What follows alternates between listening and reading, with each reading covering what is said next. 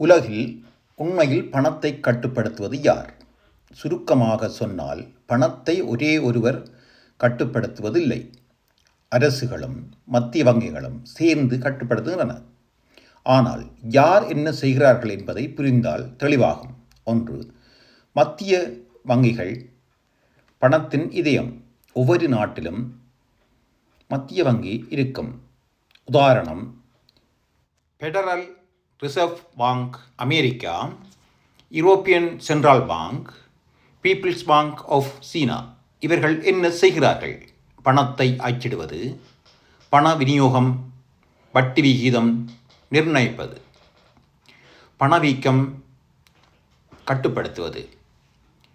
அதனால் நாளாந்த பொருளாதாரத்தில் பண ஓட்டத்தை கட்டுப்படுத்துவது மத்திய வங்கிகள். 2. அரசுகள் நேரடியாக பணத்தை அச்சிடுவதில்லை பல நாடுகளில். ஆனால் அவர்கள் வரி வசூல், அரசு செலவுகள், கடன் எடுப்பு இவற்றின் மூலம் பொருளாதாரத்தை இயக்குகின்றனர். உதாரணம், அமெரிக்கா, ஜெர்மன் அரசுகள் பணம் எங்கு செல்கிறது என்பதை முடிவு செய்கின்றன. யார் அதிக சக்தி வாய்ந்தவர்? இதுதான் சுவாரஸ்யமான பகுதி. மத்திய வங்கிகள் பணத்தின் அளவு, வட்டி கட்டுப்பாடு செய்கின்றன. அரசுகள் செலவு, கொள்கை, வரி போன்றவற்றை செய்கின்றது.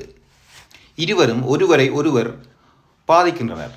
உதாரணம், அரசு அதிகம் செலவு செய்தால் மத்திய வங்கி வட்டி விகிதத்தை உயர்த்தும். மத்திய வங்கி வட்டி குறைத்தால் அரசு வளர்ச்சியை அதிகரிக்க முடியும்.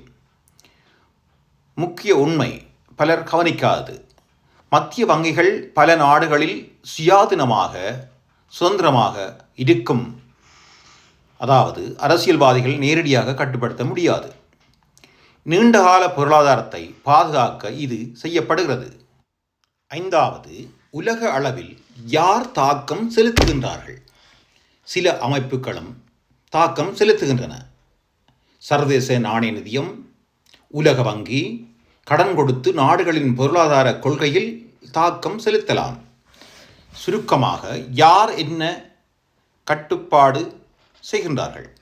மத்திய வங்கிகள் பண அளவு, வட்டி விகிதத்தை கவனிக்கின்றார்கள். அரசுகள் செலவு, வரி, கொள்கை போன்றவற்றை செய்கின்றார்கள். சர்வதேச அமைப்புகள் கடன், உலக பொருளாதாரம் போன்றவற்றை கவனிக்கின்றார்கள். அதனால் உண்மையில் பணத்தினை அரசுகள், மத்திய வங்கி, உலக நிதி அமைப்புகள் கட்டுப்படுத்துகின்றன. நன்றி. தொடரும்.